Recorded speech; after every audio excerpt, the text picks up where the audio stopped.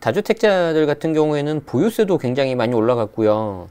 그리고 이제 특히 6월 1일이 되면 전국 대부분이 조정 대상 지역인데, 이 조정 대상 지역에 있는 물건을 팔면은 양도세가 훨씬 더 많이 부담을 해야 되는 중과가 적용이 됩니다.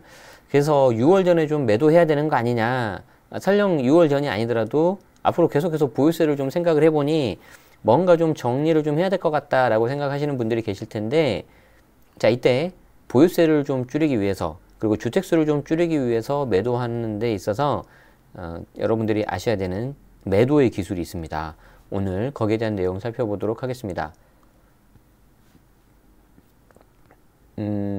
동아일보, 동아닷컴에 있는 기사를 가져왔고요. 2021년 4월 2일자, 그러니까 오늘자 기사입니다.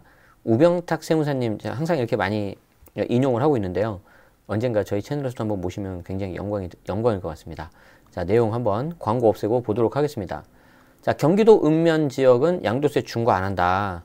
만약에 양도세 중과가 들어가면 장기보유 특별공제 혜택이 사라져서 2주택자는 10%포인트가 더 높은 세율이 적용이 되고 3주택자는 20%포인트가 더 높은 세율이 적용되는데, 이게 올해 6월 1일이 되면은 각각 10%포인트씩이 더 올라가기 때문에 20%, 30%까지 간다는 거죠. 그런데 다주택자라 하더라도 지역, 금액 기준에 따라서 양도세 중과 대상이 아닐 수가 있기 때문에 이걸 잘 봐야 된다. 이게 굉장히 중요하지만 또 굉장히 또 헷갈려요. 자, 대구 달성군 일부, 울산 동구, 북구 등 비조정 대상 지역 중과 대상 지역은 양도세 중과가 제외다. 그래서 굉장히 핵심적인 내용이 이렇게 세 줄로 딱 나와 있었는데, 이걸 보고 그래 난 다 알아 하시는 분들은 안 들으셔도 되지만 이게 좀 굉장히 좀 어려울 수 있기 때문에 한번 저와 같이 어떤 내용인지 보시면 좋겠습니다. 2018년 4월 1일 다주택자가 조정 대상 지역에 있는 주택을 처분하면 양도소득세가 중과되기 시작했다. 다주택자 중과로 세금 부담이 크게 늘어난 건데, 특히 우리 어제 그 리겔 회계사님도 말씀을 하셨지만, 이 세법, 특히 법에서는 말이죠, 여러분, 용어를 하나하나를 좀 놓치지 않는 게 굉장히 중요합니다.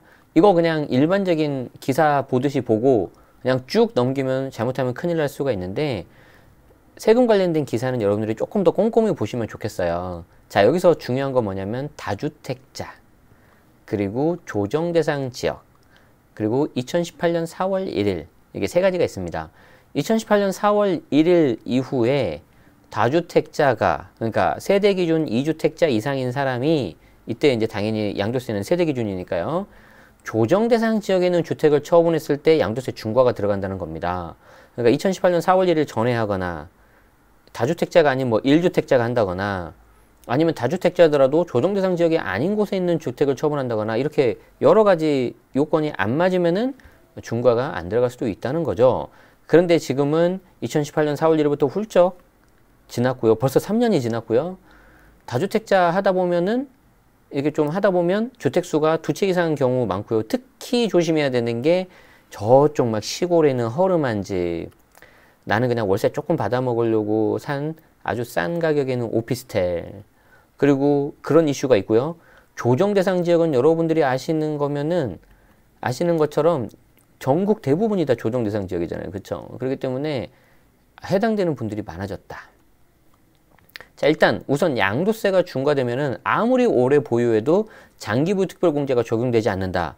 장기보유 특별공제는 보유기간이 3년 이상일 때 연 2%씩 최대 30%까지 양도 차익을 차감해 주는 건데, 이걸 적용받지 않는다는 거는 기존에는 차익이 1억 원이었다면 최대 3천만 원까지는 양도세 대상이 아니는데 이 혜택이 없어졌다는 뜻이다. 자, 또 2주택자는 기본 세율보다 10%포인트 높은 16에서 55%의 세율이 적용이 되고, 3주택자는 65%, 그리고 올해 6월부터는 2주택자가 65, 3주택자는 최고 75%로 세율이 더 올라가서 중과 세율이 이렇게 높아진다는 거죠. 자, 그럼 여러분들 이거 좀 정리를 좀 제가 해드릴게요. 양도소득세 중과가 되면은 여러분들이 두 가지를 조심을 하셔야 됩니다. 자, 볼게요. 자, 양도소득세 중과를 한번 봅시다.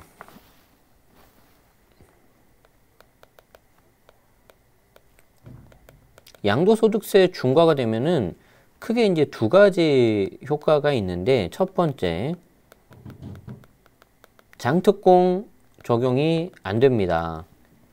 아무리 그 이전에 취득했더라도 이건 안 돼요. 이전 취득했더라도 적용이 안 됩니다. 그러니까 양도 당시로 판단하거든요. 중요한 건 양도 당시예요. 양도 당시에 취득되는 비조정이었는데 양도 당시에 조정으로 바뀌었다. 그러면 그냥 다주택자면은 이거 장특공 적용 안 되는 거예요. 여러분들 한번 이런 생각 안 해보셨어요? 왜 그러면 장기부 특별공제를 해줄까? 왜 장기부 특별공제를 해줄까? 그런 생각 혹시 안 해보셨어요? 저도 최근에 우리 교수님한테 들은 이야기인데, 장기보유 특별공제라는 건 뭐냐면, 우리가 기본적으로 어떤 해당 자산 같은 경우에는 인플레이션이라는 게 발생을 하잖아요. 그럼 인플레이션이 발생을 해서 그 인플레이션만큼 이렇게 집값이 오를 수 있다는 거죠. 그냥 가만히 있어도. 자, 그러면 거기에 대해서 뭔가 좀 이렇게 보완을 해줘야 되는데, 그걸 보완하지 않고 전부 다 세금으로 매겨버리면은 이게 거주 이전의 자유를 침해할 수 있는 결과가 나올 수도 있기 때문에 일정 부분은 장기보유 특별공제를 해줘야 된다. 그런 논리가 있었다고 하더라고요. 저도 몰랐었는데. 그런데 이제 그 교수님께서 비판하신 게, 왜 지금 이 장기보유 특별공제가 원래는 그런 취지였었는데, 그러니까 오랜 기간에 쌓였던 양도 차익에 대해서 이렇게 한꺼번에 세금을 하면 세부담이 늘기 때문에 이거를 좀 완화시키게 해준 건데, 이걸 너무 약간 규제수단 일변도로 적용을 하니까 좀 안타깝다라고 말씀을 하시더라고요. 우리 똑똑해지는 방송 채널 제네시스 박이기 때문에 여러분들도 이런 내용 한번 같이 아시면 좋지 않겠습니까? 그렇죠? 자, 그리고 두 번째, 양도소득세 중과가 들어가면은 이때는 기본세율에 가산세율이 들어갑니다. 가산세율은 2주택자 같은 경우에는 10%포인트가 가산이 되고요. 3주택자 같은 경우에는 20%포인트가 가산이 되는데, 이게 6월 1일이 되면은 2주택자는 20%포인트가 가산이 되고요. 3주택자는 30%포인트가 가산이 되는데, 이때 가산되는 거는 기본세율에 들어가거든요. 현재 기본세율이 6에서 45예요. 그러면 이론상 최고 75%까지 갈 수가 있다는 거죠. 그래서 최근 그 보궐선거 전에 이미 연초에 이 6월 1일부터 가는 양도세 중과 이 10%포인트 더 올라가는 거를 좀 약간 유예해 줘야 되는 거 아니냐. 그래야 다주택자들 매물이 나오지 않겠냐라고 이제 일부 기재부에서 의견이 나왔었는데, 정부하고 여당에서 택도 소리 하지 마라. 그래가지고 이제 안 하기로 했었죠. 그런데 다시 최근에 좀 완화해야 되지 않을까라고 막 그런 내용들이 나오고 있어요. 그게 이제 맞든 틀리든 그거는 차지하고서라도 중요한 거는 정책에 대해서 일관성 있고 신뢰성이 있어야 되는데, 그렇게 왔다 갔다 하는 모습을 보이려면은 그게 여당이든 야당이든 결코 좋은 모습은 아니라고 저는 생각을 합니다. 자, 어쨌든 이 두 가지 영향이 여러분들이 미치기 때문에 세부담이 엄청 커진다는 거예요. 그래서 양도세 중과는 여러분들은 생각하는 것보다 훨씬 더 커요. 사실 이것 때문에 지금 매물이 안 나오고 있는 게 제가 봤을 때는 굉장히 크다고 보는데, 자, 예를 들어 봅시다. 양도 차익이 5억이고 10년을 보유했다면 양도세가 중과될 경우 세금은 약 3억 원이 나온다. 3억 원. 그리고 올해 6월 이후에 만약에 3주택인 경우로 팔아버리면 이건 3억 5,500 나온다. 이제 가끔 가다가 여기서 이런 분들 계세요. 아니 그래도 5억에서 3억 5,500 빼고 나면 1억 4,500 남으니까 이득 아니냐고. 물론 그럴 수 있어요. 물론 그럴 수 있는데, 그렇게 말씀하시는 분의 한 80% 90%는 제가 봤을 때는 본인 게 아니니까 그렇습니다. 이게 사람 심리가 어쩔 수가 없어요. 이게 양도차익 5억이면은 대략 한 2억 정도 세금 나오거든요. 그게 이제 3억에서 3억 5천까지 올라가 버린다. 그러면은 이 세금을 내는 사람 입장에서는 남은 1억 4,500을 생각하는 게 아니라 이 납부하는 3억 5,500을 생각하게 돼 있어요. 이거는 경제 활동을 하는 경제활동 주체라면 누구나 생각할 수 있는 자연스러운 현상입니다. 중과되지 않을 경우 세액이 1억 2,500이네요. 죄송합니다. 제가 잘못 말씀드렸네요. 그래서 양도세 중과여부에 따라서 납부 세금이 2배 넘게 달라진다는 거죠. 이러니 매물이 지금 안 나오고 있는 거예요. 그리고 매물이 안 나오고 갖고 있자니 이제 보유세가 나오고. 그럼 다주택자들이 할 수 있는 게 세 가지밖에 없어요. 팔거나, 증여하거나, 임대주택 등록하거나. 근데 팔려고 했더니 이러잖아요. 못 팔죠. 임대주택 등록하려고 했더니 아파트는 막아버렸죠. 그러니까 남은 게 증여밖에 없는 거예요. 그러니까 이거를 어떤 논리적이고 합리적으로 쭉 한번 생각을 해보면은 이 시장이 왜 이렇게 변했는지를 충분히 예측할 수 있다는 거죠. 그래서 증여 건수가 그렇게 사상 최대인 거죠. 자, 그러면 증여가 그렇게 들어갔다. 말 나온 김에 제가 좀 더 설명드려 볼게요. 증여가 그렇게 많이 늘어났다. 그럼 무슨 말이냐? 증여가 그렇게 많이 늘어났다는 거는 5년 동안 시장에는 매물이 안 나와요. 왜 그러냐면 증여를 대부분 다 특수관계자, 배우자라든가 직계 좀비소가한테 했을 텐데 그걸 5년 이내에 만약에 팔아버리잖아요. 그러면 당초 취득가로 가가지고 양도세를 계산하기 때문에 증여 효과가 거의 사라져 버립니다. 그렇기 때문에 5년 동안은 매물이 안 나올 거예요. 근데 최근 제가 2년, 3년간 보면은 항상 증여가 역대 최대였거든요. 이 물건들은 최소 5년 동안 안 나온다는 거예요. 마치 임대주택 등록하면 과거에 5년짜리 있었잖아요. 그래서 5년짜리 등록을 하니까 매물이 안 나오는 것처럼. 자, 여기까지가 이제 아까 기본적인 내용이었고, 이제 이 기사에서 우병탕 세무사님이 말씀드리고 싶은 건 요런 거죠, 이제. 자, 근데 다주택자가 모두 양도세 중과 적용을 받는 건 아니다. 중과 여부를 판단할 때는 우선 주택수를 파악해야 된다. 당연히 이 주택수는 세대기준 주택수입니다.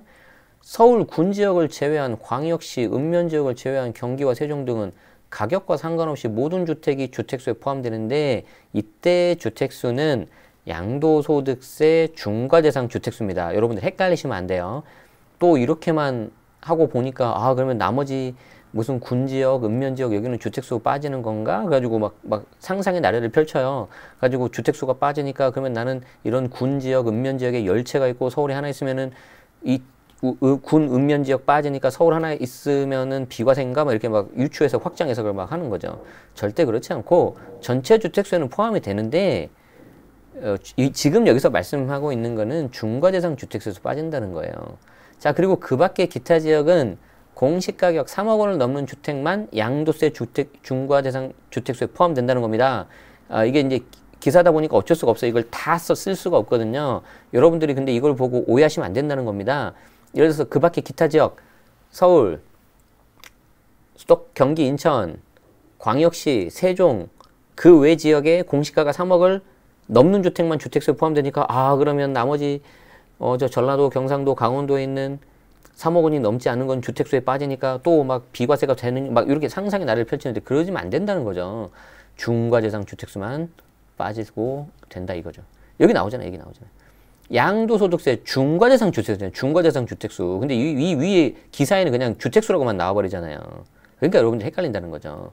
그래서 좀 꼼꼼히 보셔야 된다는 거예요. 자, 서울, 광역시, 경기, 세종. 그러니까 서울은 다 아실 거고 광역시는 어디 있습니까? 인천, 부산, 대구, 대전, 광주, 울산, 광주시 맞죠? 그리고 이제 경기, 그리고 세종. 여기에 있는 주택은 금액 상관없이 모든 주택이 중과대상 주택수에 들어가는데 이 광역시에서도 군지역, 세종 같은 경우에 읍면지역, 약간 좀 시골스러운 그런 데는 빠진다는 거예요. 중과대상 주택수에서. 그렇지만 다시 말씀드리지만 이 자체가 양도소득세 전체 주택수에서 빠지는 건 결코 아니라는 거 조심하시기 바랍니다.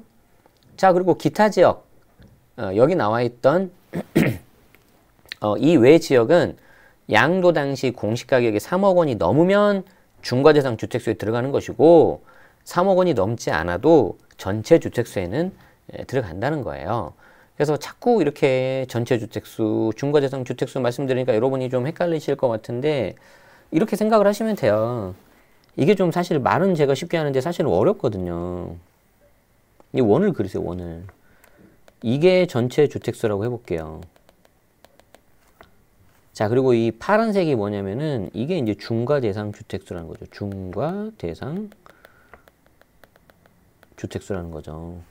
그리고 이제 여기 빨간 게 실제 이제 중과가 들어가는 물건이라는 겁니다. 자, 그러니까 전체 주택수는 예를 들어서 5채고 중과대상 주택수는 뭐 4채고 실제 중과가 들어가는 건 2채. 그럼 여기 있는 2채에 대해서 중과가 양도세 중과가 들어가는데 이때 양도세 중과를 할 때 양도소득세 중과가 실제 들어가는 게 예를 들어서 조정대상 지역에 있으니까 2채만 들어가니까 2주택 중과다? 이건 아니라는 거예요. 왜냐하면 중과대상 주택수가 4채나 있기 때문에 이게 이미 내채이기 때문에 3주택 중과가 들어간다는 거죠. 그래서 올해 6월 전에는 20%포인트 가산, 6월 넘어서는 30%포인트 가산이 된다는 거예요. 장특공 날아가 버리고. 그걸 여러분들이 아셔야 돼요. 그런데 자꾸 이 중과대상 주택수에서 들어가냐 안 들어가냐 얘기를 하니까 몇몇 분들은 이 전체 주택수에서 막 빠지고 이렇게 그런 걸로 착각을 하세요. 그래서 극단적인 케이스가 뭐냐면 어떤 사람이 제가 그렇게 써놓은 걸 보고 좀 너무하다 싶었는데 무슨 시골에 있는 읍면 지역에 있는 집이 10채가 있대요. 그리고 서울이 한 채가 있대요. 제가 한번 물어볼게요. 전체 주택수 몇 채예요? 전체 주택수. 전체 주택수는 몇 채예요? 전체 주택수를 여기서 11채라고 안 하시고 한 채라고 하시면 큰일 나죠. 전체 주택수는 11채예요. 그런데 이게 시골 읍면이 주택수에서 빠지니까 이때는 주택수에 빠지는 게 중과대상 주택수에서만 빠진다니까요. 그래서 이제 막 그걸 이제 본인한테 유리하게 막 해석을 해가지고 아 주택수에서 빠지니까 나는 서울에 하나만 있네. 그러니까 비과세구나. 이렇게 막 이제 상상의 나래를 펼치는 거죠. 근데 세상 일이 그렇게 만만하지는 않거든요. 이게 이렇게는 아니다. 그래서 이 부분을 좀 많이 조심하셔야 됩니다. 혹시 속으로 한 채라고 생각하셨던 분들은 끝까지 보시면 좋겠습니다. 자, 하지만 모든 다주택자가 중과되지 않는다는 점을 눈여겨봐야 한다. 자, 울산 울주군, 대구 달성군, 인천 강화군, 부산 기장군과 경기 세종의 읍면 지역은 기타 지역으로 분류된다. 그러니까 울산은 광역시죠. 대구도 광역시죠. 인천도 광역시고 부산도 광역시고 경기 세종은 수도권이니까 원래는 여기에 들어간 거는 중과대상 주택세에 들어가는데 여기에 있는 군 그리고 읍면 요런 데는 빠진다는 거죠. 그래서 따라서 이 지역에 집을 가지고 있어도 공시가가 3억 이하다. 그러면은 중과에서 제외되고 다시 말하지만 양도세 중과대상 주택수 빠진다. 아 이건 좀 넣어줬으면 좋겠다. 기사에서. 이렇게 하면은 이게 기사 이것만 딱 보면은 착각하기 쉽단 말이죠. 근데 이거는 여러분 잘못이 아니에요. 이게 세금 자체가 워낙 어렵고 양도세 중과 자체도 너무 어렵기 때문에 그래서 뭐 어떻게 해요. 저라도 해야지 뭐. 여기 보고 계시는 이 한 400명 분 계시는데 이분들이라도 좀 살아야지 어떻게 하겠어요. 자 예를 들어 봅시다. 경기도 남양주에 있는 태계원 힐스테이트의 경우 태계원 읍에 있다. 읍. 자 그래서 경기도 남양주이기 때문에 원래는 수도권이지 않습니까? 그렇기 때문에 이 경우에는 중과대상 주택수에 들어가는데 또 남양주 안에 있는 읍에 있는 물건이네요. 그렇죠? 자 남양주시는 조정대상 지역이다. 원칙적으로 양도세 중과대상이지만 태계원 읍은 예외대상이다. 그렇죠? 이 아파트의 전용 84 저층 대다수가 공시가격이 여전히 3억 이하다. 따라서 이 집을 팔 때나 서울 내 다른 주택을 팔 때도 태계원 힐스테이트의 기준 시가가 3억 원 이하인 시점까지는 다시 말하지만 양도세 중과 주택수에서 제외된다. 이제 이 정도 되면 여러분들 좀 약간 귀가 막 아프고 막 짜증이 나야 돼요. 막 제가 계속 말을 하니까. 그렇지만 어떻게 해요. 돌아서면 잊어버리는데. 자, 인근 덕소읍에 있는 강변 현대 홈타운도 마찬가지다. 여기 드라이브 할 때 많이 지나갔어. 경기도 읍면 지역으로 기타 지역이며 이 아파트의 전용 133제곱미터를 비롯한 다수의 주택이 공시가격 3억 이하이기 때문에 여기에 있는 사례에 있는 태계원 힐스테이트 그리고 강변 현대홈타운 이런 것들은 공시가 3억 이하일 때 팔면은 양도세 중과를 피할 수 있다. 그래서 여기 있는 사례에 해당되는 거죠. 기타 지역으로 들어가 버린다는 겁니다. 광역시 그리고 경기도에 있지만 읍면 지역에 있기 때문에 대신 공시가격 3억이 넘으면 안 되겠죠. 자, 금액과 상관없이 양도세 중과 대상이 아닌 지역도 있다. 대구 달성군 일부와 울산 동구 북구 울주군이다. 예를 들어 서울과 경기 광명시에 각 한 채, 울산 동구에 한 채의 집을 가진 사람이 울산 동구의 공시가격 8억 원인 주택을 양도하더라도 양도세는 중과되지 않는다. 울산 동구는 조정대상 지역이 아니기 때문에. 그러니까 아예 조정대상 지역 자체가 아닌 곳이 있어요. 여기는 금액이 얼마가 되든지 간에 상관없는데 대표적으로 대구시 수성구가 그랬죠. 대구시 수성구가 처음에 조정대상 지역 2017년 그때 8회 대책 해가지고 했을 때는 수성구가 조정대상 지역은 아니고 투기과열지구만 해당됐거든요. 근데 우리가 상식적으로 그 당시에 이제 투기과열지구, 투기지역이 있으니까 더 센 거니까 조정대상 지역으로 착각을 하기가 쉬운데 조정대상 지역에서는 쏙 빠져 있었던 거죠. 그러면 어떻게 되느냐? 투기과열 지역이지만 조정대상 지역은 아니기 때문에 양도세 중과가 안 들어가요. 지금도 그런 녀석이 하나가 있죠. 대구시 수성구는 그렇게 한 2, 3년 있다가 나중에 조정대상 지역으로 됐었어요. 지금도 그런 녀석이 하나 있어요. 어디가 있지?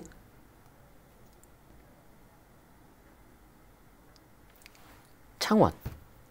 창원의 의창구. 거기가 투기과열지구잖아요. 조정대상 지역은 아니고. 그리고 성산은 조정대상 지역이고. 헷갈리게 딱 좁혀놨죠, 지금. 그죠? 자, 이처럼 지역과 금액 기준에 따라서 다주택자를 하더라도 양도세 중과 대상이 아닐 수가 있다.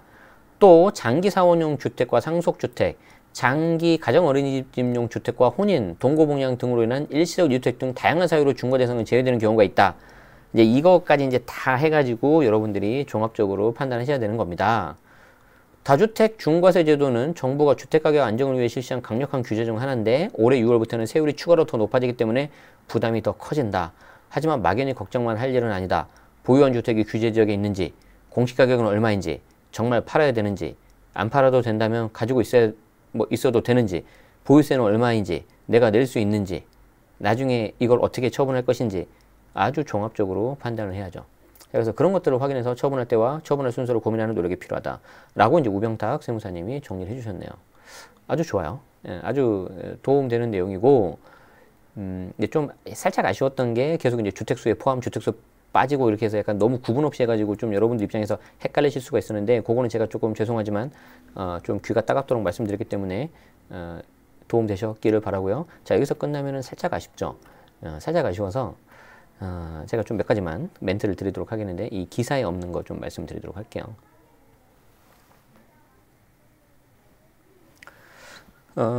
여러분들이 단순히 이 양도세 중과를 어떻게 하면 피할 거냐,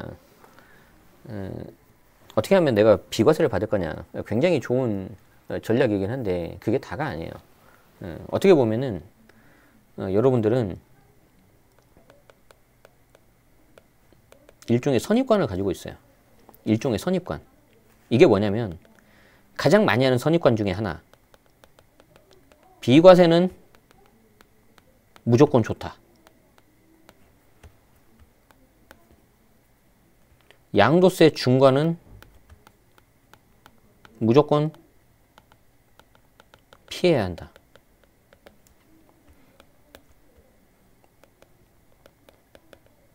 보유세는 버티기 힘들다. 뭐 이런 여러 가지 선입관들이 있어요. 이거를 좀 약간 여러분들이 생각을 좀 달리 하시면 좋겠어요. 사고를 좀 약간 유연하게 하시면 좋겠다. 사고를 좀 유연하게 하면 좋겠다. 비과세 안 받아도 돼요. 안 받아도 돼요. 특히 여러분들이 가장 많이 하는 게 그 일시적 2주택 비과세. 이거 어떻게든지 받으시려고 하는데, 자, 지금부터는 제가 주의사항을 하나 말씀드리겠습니다. 지금부터는 여러분들 들으시기에 약간 좀 거북할 수 있어요. 그렇지만, 뭐, 듣기 싫으신 분들은 안 들으셔도 돼요. 근데 필요하신 분이 한 명이라도, 단 한 명이라도 계신다면 저는 말을 하도록 하겠습니다. 집은 말이죠. 주택은 최소 두 채는 있어야 돼요. 최소 두 채는 있어야 된다. 하나는 내가 실거주할 거, 하나는 자산관리, 특히 이 화폐가치 하락에 대한 해칭 차원에서 하나 정도는 있으셔야 돼요. 제 주변에 1주택자이신 분들 되게 많으신데 그나마 그분들도 무주택에서 1주택으로 바꿔가지고 그나마 높아진 전셋값이라든가 임차료에 대한 해칭을 하셨는데 그 다음 넥스트가 없어요. 갈아타려고 했더니 지금 대출도 안 나오고 일시주택 비과세도 받기 힘들고 여러 가지 좀 꼬였잖아요. 근데 이제 그런 부분에 있어서 하나 정도가 더 있으면은 아주 다양한 전략을 좀 구사할 수가 있어요. 어쨌든 거기에 대한 구체적인 내용은 다음에 말을 하기로 하고요. 여러분들이 좀 일시주택 비과세 무조건 받아야 된다? 비과세가 좋다? 이건 좀 한번 생각해 볼 필요가 있어요. 이건 해본 사람이 말하는 거예요, 제가. 자, 두 번째, 중과 무조건 피해야 된다. 무조건 피해야 되긴 하죠. 세부담이 높아지니까. 그런데 잘 보세요. 내가 어차피 양도 차익이 1억이에요. 그럼 어차피 지금 내야 되는 세금이 이렇게 있단 말이에요. 1번 있단 말이에요. 여기서 6월 달 돼봤자 여기서 1,000만 원 더 늘어나는 거예요. 1,000만 원. 물론 여기 이제 보유세 나가겠죠. 그러면 이 올라간 더 높아진 1,000만 원하고 보유세를 생각을 해봐서 내가 더 가지고 있었을 때 더 오를 것 같다. 그러면 이건 보유하는 거예요. 그러니까 급하게 던지실 필요가 없다는 거죠. 물론 난 보유세 도저히 못 내겠어. 그리고 어차피 매도할 거야. 그러신 분들은 빨리 파셔야 되는 거고. 그쵸? 자, 세 번째. 보유세는 무조건 버티기가 힘들다. 이건 좀 생각해 볼 문제예요. 이건 좀 생각해 볼 문제예요. 일단 보유세 지금처럼 많이 내는 게 어떤 세법적으로 맞냐 안 맞느냐 그건 제가 판단할 건 아닌 것 같고 위에서 나란 일 보시는 분들이 하시는 거니까 그분들이 판단을 하라고 하시고 또 학교에 계신 여러 교수님들이 계시니까 그분들이 좀 해주셨으면 좋겠고 일단 나는 이거를 어떻게 하면 더 가져갈 거냐 안 가져갈 거냐 이게 더 문제인 거잖아요. 당장 지금 우리가 살아가는 데 있어서. 그런데 잘 생각을 해보세요. 결국 이걸 내가 팔아서 가지고 있는 그 현금의 가치가 도대체 얼마나 그게 나에게 많은 효용을 줄지 그걸 한번 좀 생각해 보실 필요가 있어요. 물론 대출이 너무 많다거나 도저히 내가 보유세를 감당 못하거나 그러면은 좀 정리하시는 게 맞긴 하는데 제가 14년도부터 집을 사고 저는 이제 주택임대 사업자를 하고 있거든요. 그런 내용들을 하면서 지금까지 보면은 물론 이제 그 운이 좋아서 계속해서 이제 상승하던 시절이긴 했는데 결국에는 어떤 그런 화폐 가치가 아니라 실물 자산을 갖고 있었던 분들이 훨씬 더 좋았었어요. 그렇기 때문에 이것도 약간 좀 이 선입관이에요. 일종의 잘 한번 생각하실 필요가 있어요. 그래서 결국에는 여러분들이 갖고 있는 자산을 이렇게 있다고 한다면 이걸 이제 어떤 식으로 배분을 할지 이걸 매도하면은 현금으로 바뀌는 거잖아요. 이 현금을 계속 보유하는 경우가 있고 다른 걸로 대체해서 갈아타는 방법이 있어요. 당연히 대체해서 이렇게 갈아타야 되겠죠. 이거 가지고 있어봤자 화폐 가치가 계속 떨어지니까. 아니면은 현금으로 바꾸는 게 아니라 그냥 현재 상태를 그냥 유지를 하는 것도 방법이에요. 여기서 더 공격적으로 하시는 분들은 더 추가를 하시겠죠. 뭐 주택으로 할 수도 있고요. 토지로 할 수도 있고요. 상가로 할 수도 있고요. 아유 그런데 이번에 LH 사태 때문에 이거 토지하고 상가도 2년 미만 단기 세율이 엄청 올라가 버렸죠. 아니 좀 그 내부자들 좀 그 사람들 좀 정렬하니까 왜 내 세금을 올린 거예요. 그쵸? 아무튼 그래요. 그래서 이제 지금 같은 경우에는 여러분들이 굉장히 좀 약간 길게 접근하시는 게 좋아요. 길게. 보수적으로. 좀 약간 그러셨으면 좋겠어요. 너무 좀 조급하게 하지 마시고 그 외에도 좀 드릴 말씀이 많이 있는데 일단 요 정도만 하도록 하죠. 왜 오늘 제가 이 기사를 가져왔냐면 이게 양도세 중과 이제 여러분들이 이제 어떻게 하든지 갖고 있는 물건에 좀 정리를 좀 하셔야 되고 굉장히 좀 이게 부담이 되시기 때문에 좀 이거를 좀 정리를 하셔야 되는데 너무 이게 좀 요즘에 좀 세금도 많이 올라가고 하니까 그걸 너무 약간 좀 너무 극단적으로 좀 생각하시는 경우가 있더라고요. 그냥 아예 그냥 다 팔아버리든지 막 하는 그런 좀 약간 극단적으로 좀 보시는 분들이 계셔가지고 제가 한편으로 조금 염려가 돼서 이렇게 좀 말씀을 드렸습니다. 마지막에 좀 기사 내용도 좀 같이 보고 하면 좋은데 갑자기 기사가 닫아져 버려가지고 안 나오네요. 예. 네. 이 정도 하도록 하죠. 예. 저도 이제 아무래도 이제 제 유튜브는 이제 지난 1년 사이에 생각보다 너무 많은 분들이 많이 좀 사랑을 해주셔가지고 제 입장에서는 굉장히 좀 감사하고 그렇습니다. 다만 이제 그와 동시에 저는 사실 이렇게 막 구독자가 너무 많고 이런 거는 좀 바라는 건 아니었어요. 그냥 저를 좋아해 주시는 분들 계속 이렇게 좀 정보 전달 드리고 그게 목적이었었는데 한편으로는 본의 아니게 좀 이게 말씀드리는 거 이런 거에 대해서도 좀 약간 조심스럽긴 합니다. 근데 이제 제가 늘 말씀드리지만 다른 이야기는 별로 하고 싶은 생각은 많이 없고요. 부동산 세금에 대해서만 좀 말씀드리고 싶고 이왕이면 그거를 최대한 객관적으로 이렇게 좀 말씀을 드리고 싶어서 결국엔 여러분들한테 도움을 드리는 걸 하고 싶어요. 그래야 이제 저도 좋고 그러니까 그렇게 해서 하도록 하겠습니다. 그리고 이제 부득이하게 제가 어떤 정규 과정이라든가 멤버십으로 약간 좀 제한을 둔 거는 좀 이해를 해주세요. 그거는 그분들이 원하셔서 이제 저한테 오셨을 때 이제 제가 말을 또 해드리는 그거기 때문에 그게 이제 너무 똑같다 그러면은 그거는 좀 오히려 이도저도 아닌 것 같아요. 그래서 그 부분은 좀 양해 말씀드리고 어찌됐든 우리는 모두 다 지금 부정을 하지 않으시든 자본주의 사회에서 살고 있잖아요. 그래서 이 자본주의에 살고 있는 상태에서는 이 게임의 룰을 아셔야죠. 그래서 그 게임의 룰에 적응을 하셔서 잘 하시든지 아니면은 내가 혁명가가 돼서 그 게임 룰을 아예 바꿔버려야 돼요. 그런데 사실 개인이 그런 게임의 룰을 바꾸는 거는 현실적으로 가능성은 높지 않다고 생각합니다. 그렇다면 우리는 빨리 여기에 대해서 적응을 해가지고 되도록이면은 뒤처지지 않는 게 좋지 않을까 싶어요. 아마 이 방송 보시는 분 중에 계실지 모르겠는데 이번에 이제 어제 시작한 정규 수강생 분 중에 이제 한 분이 그 제 단톡방에 이런 걸 남겼어요.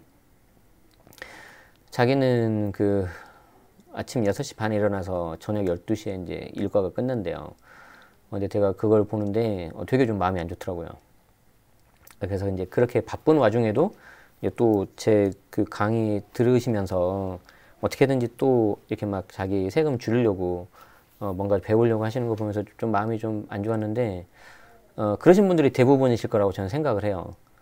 그렇기 때문에 여러분들도 그분만 그런 게 아니라 다른 분들도 비슷하실 것 같은데 조금만 좀 생각을 좀 바꾸고 우리가 그동안 초, 중, 고등학교, 대학교에서 받았던 교육이 어떻게 보면 굉장히 우리를 좀 약간 단순하게 생각하게끔 아니면 고정관념 갖게끔 어떻게 보면 약간 편협한 교육일 수도 있어요. 그래서 그 부분은 좀 여러분들이 좀 약간 알을 깨고 나오신 것처럼 깨고 나와야 돼요. 그걸 좀 바꿔야지 내가 좀 삶이 달라질 수가 있고 당연히 그런 과정에 있어서는 합법적으로 그리고 남한테 피해 주지 않는 선에서 그렇게 하셔야 됩니다. 우리가 뭐 나 좀 잘 살자고 남한테 피해를 주고 불법을 저지르고 그러자는 건 절대 아니기 때문에 충분히 잘 할 수 있어요. 그래서 그런 부분 좀 염두하시면서 이런 내용도 좀 보시면은 좋겠습니다. 이제 훈훈하게 이제 마무리를 하려고 했는데 우리 홀리씨 헌님께서 절친이 되셔가지고 딱 뜨니까 너무 훈훈하게 마무리가 됐네요. 아무튼 감사드리고요. 혹시 저처럼 아직 식사 안 하신 분 계시다면은 식사 맛있게 하시고 저도 이제 맛있는 거 식사하고 오후에 미팅 있는데 미팅 잘 하고 오도록 하겠습니다. 네, 절친 한 분 추가되셨습니다. 고맙습니다. 네, 세무사님 상담 필요하시면 저희 그 기존에 나왔던 명사초청 특강에 최영규 세무사님 그리고 김성울 회계사님 나오셨으니까 한번 참고하시고요. 앞으로도 계속 다른 분들 나오실 겁니다. 그 중에서 나한테 좀 맞는 영역이 있다 그러시면 그렇게 찾아가시면 좋을 것 같고요. 뭐 혹시라도 오해하실까 봐 말씀드리지만 저는 그분들한테 받는 거 1도 없습니다. 요즘 유행어 딱 맞진 않는데 내돈내산이라고 하잖아요. 내 돈 들여서 내가 사서 뭐 리뷰하고 하지 않습니까? 저도 여러분들한테 받은 광고 수익, 멤버십 수익의 일부를 그분들한테 출연료로 드리고 그분들을 모신 겁니다. 제가 그분들한테 드리는 거지 받는 거 하나도 없습니다. 아시겠죠?